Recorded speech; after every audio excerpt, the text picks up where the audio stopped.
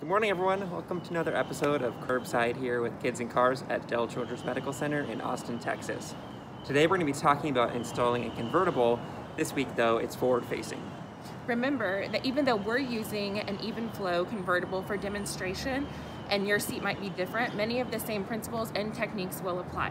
So let's give it over to Drew, who will get us started with installation using the lower anchors.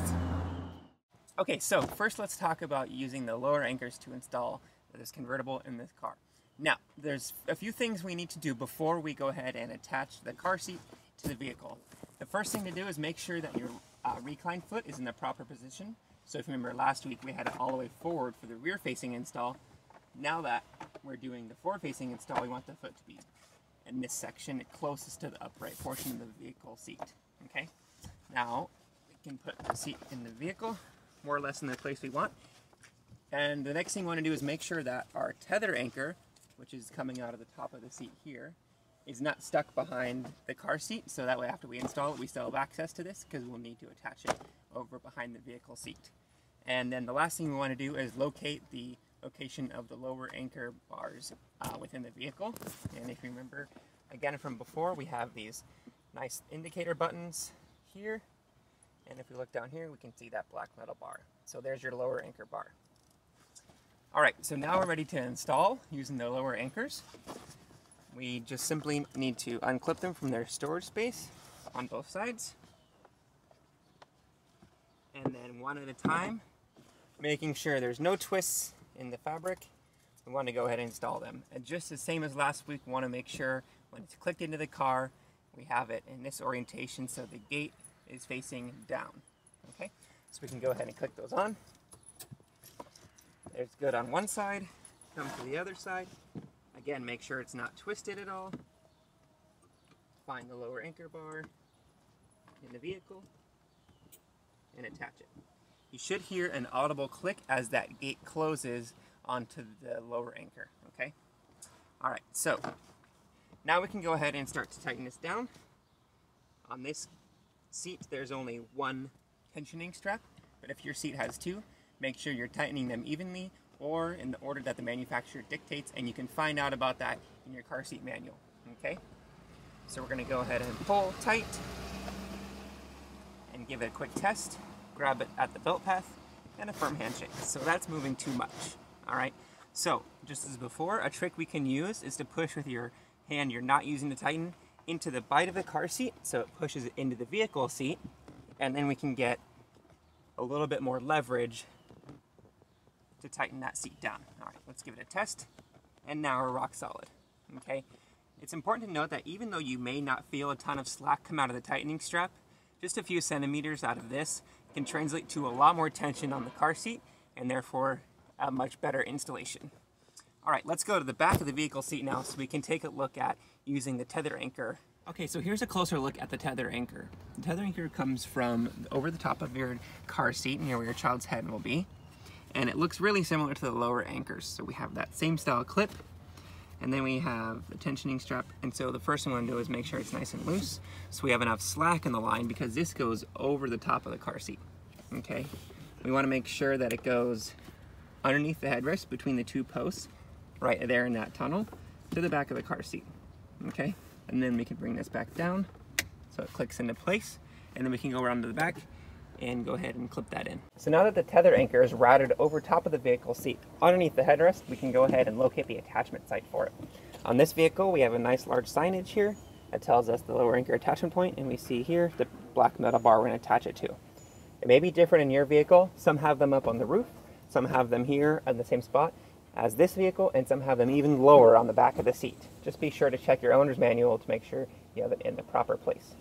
So now we can go ahead and attach the tether anchor to the attachment point. Same as in the front with the lower anchors, we want to make sure that the gate, which is the portion that opens, is hitting the metal bar first, okay? So if we take the gate and attach it to the bar, clicks into place, there are no twists in the strap, so we can go ahead and tighten this tether anchor. Now, with the tether anchor, we only need to pull the slack out. We don't need to make it as tight as the lower anchor is on the other side. We don't even want to see an indentation on the vehicle seat. Just make sure there's no slack in the belt at all. All right, let's go around the front and finish up. So now that our tether anchor is attached, both of our lower anchors are attached, we can go ahead once more and do a quick test to make sure that it's not moving an inch side to side or front to back. Now, this tether anchor is really important because it stops that forward head motion if you were to be in an accident. So always make sure that whenever you're using the lower anchors or the seatbelt, as Amber will show you in just a minute, that tether anchor is clipped on and secure. All right? Now, let's give it over to Amber, and she can get us started with using the seatbelt to install the car seat. Okay, so now that Drew has given us the lowdown on how to install using the lower anchors, let's take a look at the seatbelt quickly. Seatbelt. We want to make sure the main thing with this is that we're going through the proper belt path. And like we've mentioned in previous videos, we're going to want to use the belt path that's closest to our vehicle seat to install. So in this situation, in this convertible, this belt path right here, and it's labeled for you, is our forward-facing belt path. So what we want to do is make sure that we take our seat belt out. We're not twisting. I'm gonna give myself some slack, but I'm not gonna pull all the way out yet, okay? And I wanna route my belt right through.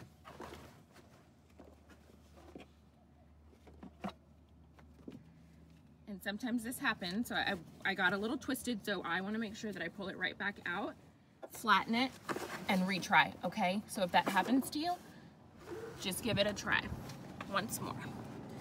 I'm gonna clip in right here. I wanna get my slack out like this.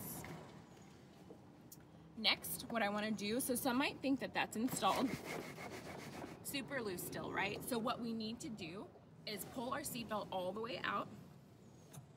You hear that click? That's going to switch our seatbelt over into locking mode. Now I can hear it click back in. Still not tight, okay?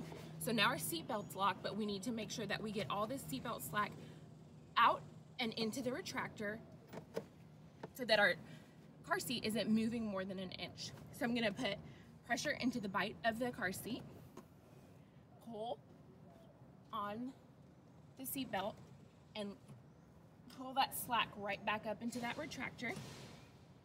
I don't want to tilt the seat, so that's why I'm putting pressure in the middle of my car seat. And then, like we've showed you in the past, we want to pull at the belt path. We want to test. We're not moving side to side or front to back more than an inch. Okay. So now that we have our seat installed, there's still one more thing that we want to take a look at. So Drew just went over the tether anchor with you and attaching that and the importance. So we want to make sure that we look at that again with a seatbelt install. Now we do note that if you're using the lower anchors to install, you must use the tether anchor as well when installing. So if your vehicle is newer than 2002, you should have tether anchor attachment points in your vehicle, so make sure you look in your manual to see where those are at. If you're using the seatbelt to install, it is still strongly recommended that you use your tether anchor, as Drew talked about, how it limits the forward head movement if you were to be in an accident. So we want to make sure that we use that. So I already have mine attached back here, but there's still a lot of slack in it. So we want to just make sure that I give it a nice little tug, pull that slack out, give it one more test, and we're ready to go. So there's a look at forward-facing installation of a convertible car seat. If you have any comments or questions, be sure to leave them down below. And if you have any topics that you'd like to see covered in the future, we'd love to hear about it. Make sure you join us next week where we'll discuss forward-facing harnessing, which is different than rear-facing harnessing, so you'll want to join us for that. And remember, your child matters, their car seat does too. We'll see y'all next week.